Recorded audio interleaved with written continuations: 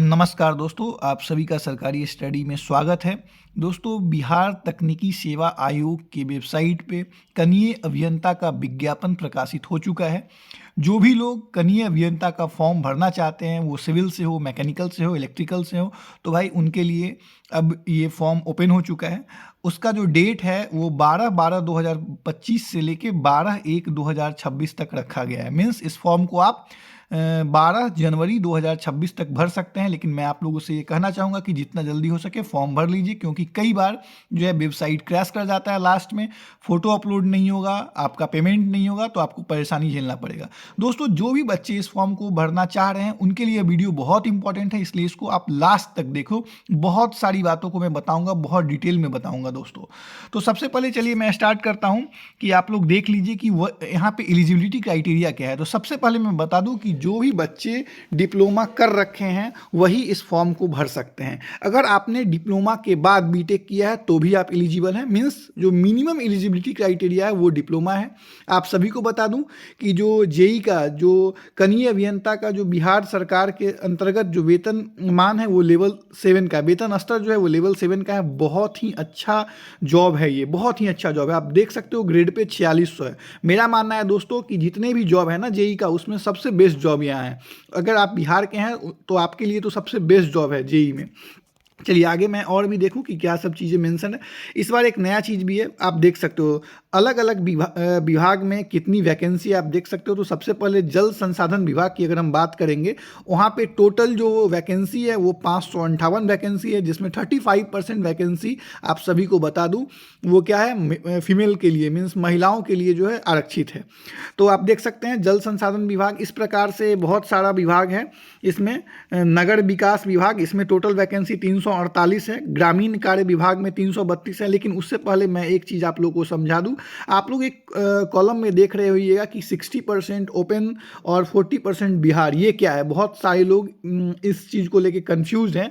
तो आगे मैं इसको डिटेल में बताऊंगा, क्योंकि नोटिफिकेशन में मेंशन किया है। लेकिन मैं यहाँ पे आपको एक एग्जांपल के तरह समझा दूं कि जिस प्रकार से ये जो लिखा हुआ है ना कि 60% ओपन, इसका अर्थ है कि वैसे बच्चे जो बिहार के बाहर के कॉलेज से पढ़ रखे हैं उनके लिए, और जो बिहार के कॉलेज से पढ़ रखे हैं वैसे बच्चों के लिए 40% डायरेक्ट सीट यहाँ पे क्या है, रिजर्व्ड है। मीन्स यहाँ पे इस बात की भी मान्यता दी गई है कि कौन से बच्चे बिहार के कॉलेज से पढ़ाई किए हैं और कौन से बच्चे बिहार के बाहर से कॉलेज से पढ़ाई किए हैं। तो अगर आपने बिहार के कॉलेज से डिप्लोमा या इंजीनियरिंग कर रखा है तो आपको यहाँ पे ज़्यादा बेनिफिट मिलने वाला है। 40% सीट डायरेक्ट आपके लिए रिजर्व्ड है।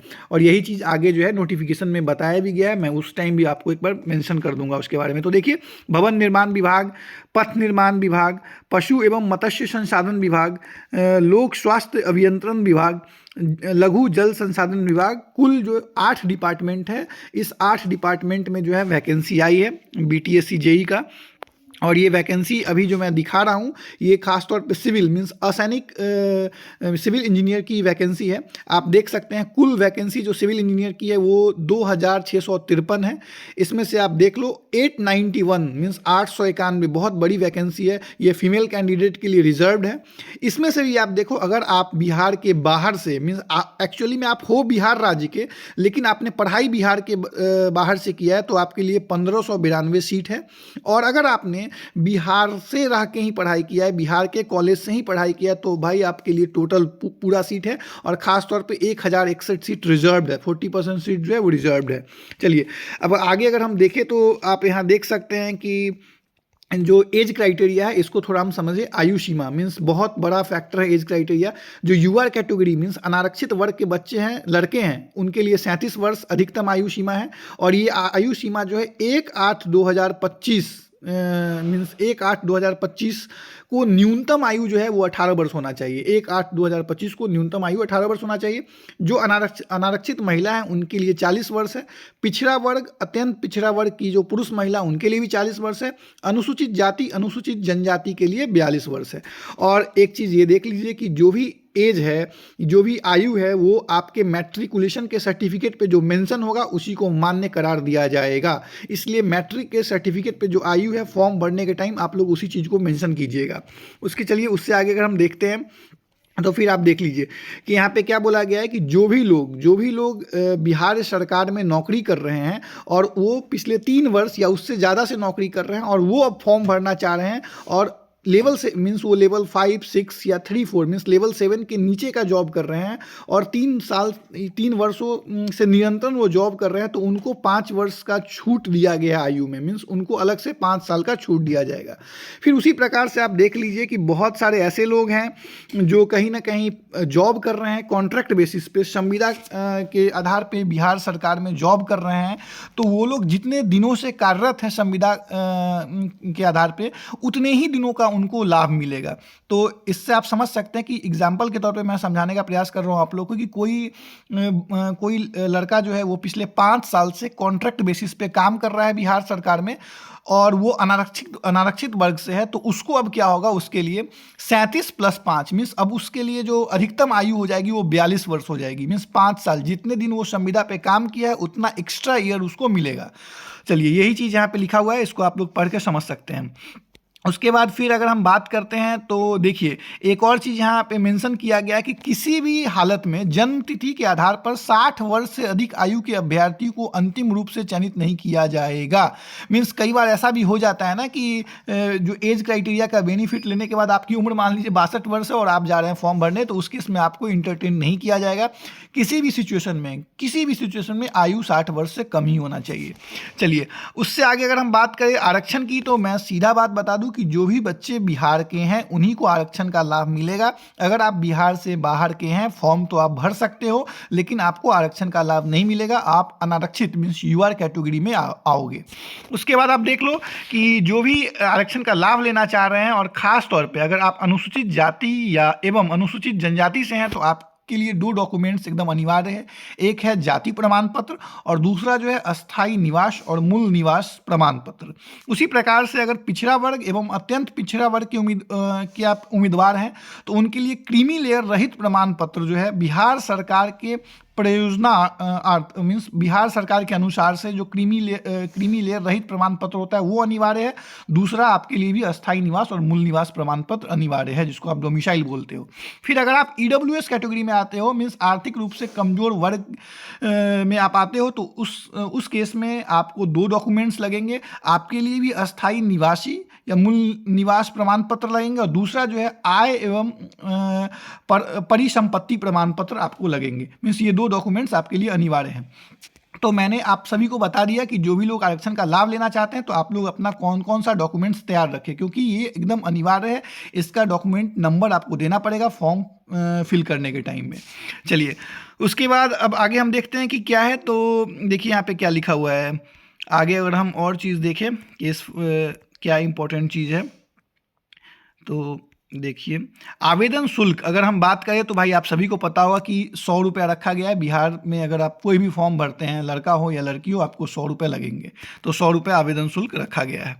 उसके बाद ये जो पेमेंट है ऑनलाइन पेमेंट करना है। फोटो आईडी, हाँ ये फोटो पहचान पत्र में सब लोग अपना, जिनके पास आधार कार्ड है तो आधार नंबर जरूर मेंशन करना, और जिनके पास आधार कार्ड नहीं है, आधार कार्ड उपलब्ध नहीं है, ऐसी स्थिति में कोई दूसरा पहचान पत्र जिसमें आपका फोटो वहाँ पे हो, जैसे एग्जाम्पल के तौर पे ड्राइविंग लाइसेंस हो गया या पैन कार्ड हो गया, ये सब अनिवार्य है। अब हम बात करते हैं बहुत इंपॉर्टेंट जो है चयन की प्रक्रिया। भाई इसका एग्जामिनेशन कैसे होगा, किस प्रकार से फाइनल मेरिट लिस्ट बनेगा। तो सबसे पहले मैं बता दूं आप लोगों को कि सीवीटी टेस्ट होने वाला है, कंप्यूटर बेस्ड टेस्ट होगा ये।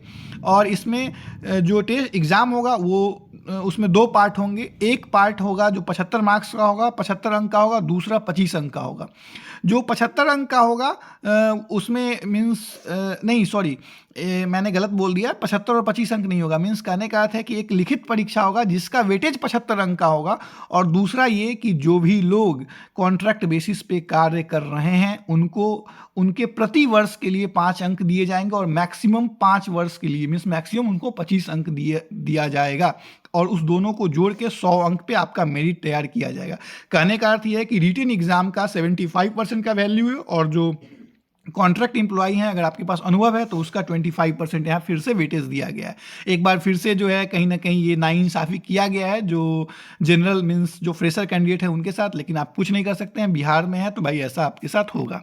चलिए अब आगे हम देखते हैं कि किस प्रकार से यहाँ एग्ज़ाम का पैटर्न क्या रखा गया है। तो देखिए सबसे पहले है कि 100 मीन्स 100 क्वेश्चन होंगे, जो एग्ज़ाम सीबीटी बेस्ड एग्ज़ाम होगा उसमें 100 क्वेश्चन होंगे, और 100 क्वेश्चन में 80 क्वेश्चन जो होंगे वो सिविल या जो भी जैसे जो सिविल के बंदे हैं उनको उनसे सिविल का क्वेश्चन पूछा जाएगा, मैकेनिकल से मैकेनिकल, इलेक्ट्रिकल से इलेक्ट्रिकल, मीन्स 80% क्वेश्चन जो होंगे वो आपके सब्जेक्ट के होंगे, और जो 20% क्वेश्चन होंगे वो जनरल नॉलेज के होंगे। तो 80 और 20% आपको वेटेज दिया, 80 क्वेश्चन का वेटेज आपके सब्जेक्ट का है, 20% 20 क्वेश्चन का वेटेज जो है वो जनरल नॉलेज का है। अब चलिए इसमें निगेटिव मार्किंग है, ये भी इंपॉर्टेंट है दोस्तों, निगेटिव मार्किंग है, और हर एक सही उत्तर के लिए आपको 1 अंक दिए जाएंगे, और प्रत्येक गलत उत्तर के लिए आपको 0.25 अंक काटा जाएगा। तो ये भी आप देख सकते हो, और ये भी बोला गया है चूंकि अभ्यर्थी अगर ज़्यादा होंगे तो अलग अलग शिफ्ट में एग्जामिनेशन होगा, तो ऑब्वियस बात है इस एग्ज़ाम में भी नॉर्मलाइजेशन का इस्तेमाल किया जाएगा, नॉर्मलाइजेशन होगा, और चूंकि अलग अलग जब शिफ्ट में एग्जाम होता है तो नॉर्मलाइजेशन होता ही है।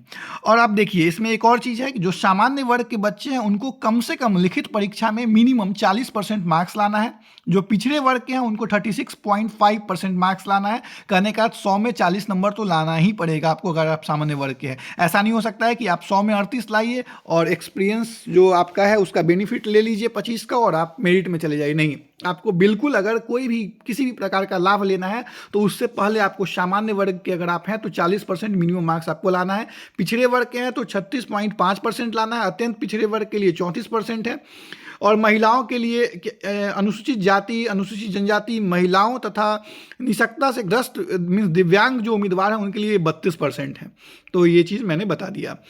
चलिए अगर जो भी यहाँ पे कार्य अनुभव है तो भाई आप लोग को एक और चीज़, जो भी लोग एक्सपीरियंस बता रहे हैं कि उनके पास कार्य अनुभव है तो भाई उसका सर्टिफिकेट आप लोग के पास होना चाहिए। और वहाँ पे 12/12/2025 मीन्स 12 तारीख से फॉर्म फिलअप हो रहा है, तो 12/12/2025 तक देखा जाएगा कि आपने कितने दिन जॉब किया है, कितने मीन्स जो मार्क्स का कैलकुलेशन होता है तो उसमें ये देखा जाता है पर ईयर का। अगर आपको 5 मार्क्स दिया गया है तो ऐसा भी सिचुएशन बनता है बहुत सारे बच्चों के साथ कि 4 साल 6 महीने हुआ है, तो उस केस में 365 दिन को 5 मार्क्स मीन्स 5 मार्क्स को 365 डे पे डिवाइड करते हैं और पर डे का मार्क्स कैलकुलेट करके निकाला जाता है, तो एग्जैक्ट कैलकुलेशन निकलता है। चलिए ये भी मैंने आपको बता दिया। अब आगे चलते हैं कि आगे इसमें क्या मेंशन किया गया, क्या इंपॉर्टेंट चीज़ है। एक और चीज़ देख लीजिए कि क्या क्या डॉक्यूमेंट्स आपके पास होने चाहिए। तो मैट्रिकुलेशन का मूल प्रमाण पत्र आपके पास होना चाहिए, इंटरमीडिएट मीन्स 10+2 का अंक पत्र आपके पास होना चाहिए, जो आप लोग बोलते हैं रिजल्ट वो होना चाहिए, उसका भी मूल प्रमाण पत्र होना चाहिए, ये सब चीज़ आपके पास होना चाहिए। प्रोविजनल सर्टिफिकेट वेरी इंपॉर्टेंट, बहुत ज़्यादा इंपॉर्टेंट होता है, वो होना चाहिए। मान्यता प्राप्त संस्थान से डिप्लोमा इन सिविल इंजीनियरिंग या समकक्ष योग्यता के सभी वर्षों का अंक पत्र एवं मूल प्रमाण पत्र आपके पास होना चाहिए। तो कहने का अर्थ आप देख लीजिए, मैट्रिक का आपको चाहिए, आपको डिप्लोमा जो कर रखे हैं उसका चाहिए, ये सब आपके पास चाहिए, उसका मार्क्स चाहिए, प्रोविजनल सर्टिफिकेट चाहिए आपके पास। अगर अस्थाई निवासी बिहार के हैं तो उसका आपके पास प्रमाण पत्र चाहिए, जाति प्रमाण पत्र चाहिए। अगर आप क्रीमी लेयर रहित प्रमाण पत्र, अगर आप creamy layer means OBC category, EBC और बीसी कैटेगरी में आते हैं तो क्रीमी लेयर रहित प्रमाण पत्र भी अनिवार्य है। चलिए अगर कोई फिजिकली हैंडीकैप्ड है तो दिव्यांगता प्रमाण पत्र भी उनको चाहिए, और जो लोग एक्सपीरियंस का बेनिफिट लेना चाहते हैं कार्य अनुभव प्रमाण पत्र उन लोगों को चाहिए। चलिए आगे हम देखते हैं और क्या इसमें इम्पोर्टेंट चीज़ है और उसके अनुसार से हम फिर आपको बताएंगे। चूँकि हाँ, ईमेल आईडी और मोबाइल नंबर, भाई एक ईमेल आईडी और मोबाइल नंबर आप लोग जरूर बना लेना, उसी ईमेल आईडी और मोबाइल नंबर को वेरीफाई किया जाएगा। और एक और चीज़ मैं बता दूं कि ज़रूरी नहीं है कि हर एक जो नोटिस है आपके ईमेल आईडी पे आ जाएगा, आप लोग वेबसाइट को जरूर चेक करते रहिएगा। जब भी आप लोग फॉर्म फिल कर लेना उसके बाद लगातार आप वेबसाइट से को चेक करते रहना। कई बार ऐसा होता है कि ईमेल आईडी पे इन्फॉर्मेशन नहीं आता है, तो ये सब चीज़ भी हो सकता है। चलिए अब ये परिशिष्ट एक हम देखते हैं कि किस प्रकार से वेतन भुगतान प्रमाण पत्र, ये आप लोग देख लीजिए। इसी प्रकार के फॉर्मेट में आपको अपना एक्सपीरियंस सर्टिफिकेट बनवाना पड़ेगा कि ये फॉर्मेट क्लियरली यहाँ पे लिखा हुआ है कब से कब तक, मीन्स कब से आप जॉब कर रहे हैं और कब तक आपने जॉब किया, कुल अवधि क्या हुआ। कब तक में तो 12/12/2025 आएगा, और कब से आप लोग कर रहे हैं तो उसके अकॉर्डिंग निकाला जाएगा। अगर आप 5 साल या उससे ज़्यादा दिनों से मीन्स वर्षों से जॉब कर रहे हैं तो आपको पूरा जो 25 मार्क्स है वो आपको मिलेगा। लेकिन अगर आप जैसे 4 साल ही जॉब किए तो आपको 20 मार्क्स मिलेगा, 3 साल जॉब किए तो 15 मार्क्स मिलेगा। इवन अगर आपने 3 साल 25 दिन जॉब किया है तो उस 25 दिन का भी मार्क्स आपको मिल जाएगा। तो ये सब चीज़ है, ये आप फॉर्मेट देख सकते हो। उसके बाद जो ये मैंने आपको पहले बताया था, इस बार 60% और 40% जो आरक्षण दिया गया है उसको भी मैं पहले ही बता चुका हूँ, लेकिन एक बार फिर से बताता हूँ कि जो भी लोग बिहार के कॉलेज से जिन्होंने भी डिप्लोमा किया है, इंजीनियरिंग किया है, उसको डायरेक्ट 40% सीट उनके लिए आरक्षित है। और अगर आप बिहार के हो लेकिन आप बिहार के बाहर के कॉलेज से किए तो आपके पास बस 60% सीट पे ही आप फाइट करोगे। और जो बिहार के हैं और बिहार के कॉलेज से ही किए हुए पूरे, उनके लिए 40% सीट तो रिजर्व है ही, और जो बचे सीट है उस पर भी वो फाइट कर सकते हैं दोस्तों। तो आई थिंक मैंने हर एक चीज़ को बहुत अच्छे से आप लोगों के सामने रखा है, और उम्मीद करते हैं कि आपको ये सारी जानकारी होनी चाहिए जब आप फॉर्म भर रहे हो। और उम्मीद करते हैं ये वीडियो आप लोगों को ये वीडियो जो है काफ़ी हेल्पफुल रहा होगा आप लोग के लिए। तो आप लोग सरकारी स्टडी चैनल को सब्सक्राइब करना, वीडियो को लाइक करना, शेयर करना, और कोई भी परेशानी हो तो कमेंट बॉक्स में कमेंट करना, मैं उस पर फिर से वीडियो बना दूंगा दोस्तों। तब तक के लिए थैंक यू।